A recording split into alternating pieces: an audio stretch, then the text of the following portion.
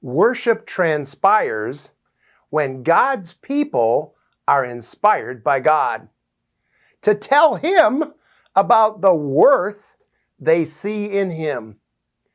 God is the object of our worship and the inspiration of worship.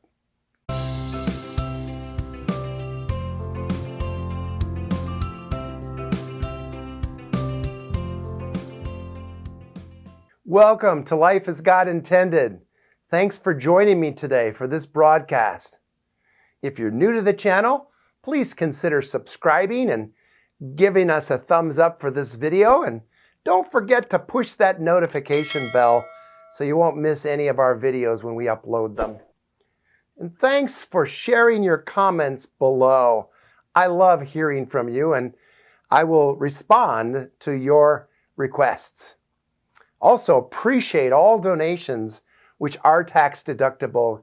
You can also click on the link provided below. What is Christian worship? Why and how do you worship? Worship is all about God and not you. Instead of asking what you can get out of worship personally, ask how you may worship God as He intended. You see, Christian worship is not religious worship. And this is because Christianity is not a religion. Christianity is the dynamic, spiritual life of Jesus Christ in action through the Christian. If you haven't listened to my previous broadcast entitled Do It Yourself Worship, I encourage you to do so. Christian worship is not man-centered or event-centered, but Christ-centered.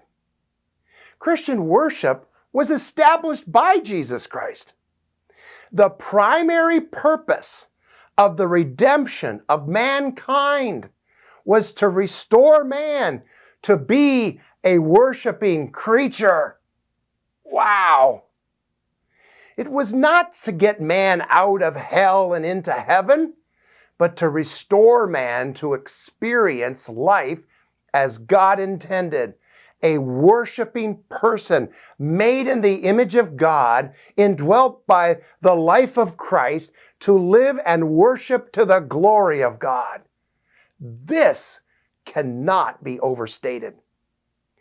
Man will never glorify God if man is not functioning as a worshiping creature. In Christian worship, the Christian participates in what Christ continues to do as the living Lord in our lives. True Christian worship is a response to and a participating with the activity of Jesus Christ within us toward God. Our faith response glorifies God as we allow for the expression of His character through our behavior. You see, God intended worship to be a lifestyle. Worship should not be just be one part of our life. It shouldn't be relegated to one day of the week. It should be the whole expression of our life, permeating all of our life. Jesus is and always has been the only expressor of God. That lets us off the hook. We are not to be imitators or copycats of Christ. But we are, however, invited to participate with Him. As with everything in the Christian life, we worship only by the grace of God. Listen to the words of John's Gospel, chapter 1, verse 17. Grace and truth were realized through Jesus Christ. Every facet of the Christian life is to be an expression of worship. Worship occurs as we allow for the total expression of the life of Jesus Christ in our behavior. Worship's about a relationship.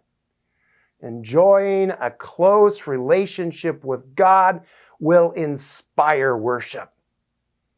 Worship transpires when God's people are inspired by God to tell Him about the worth they see in Him.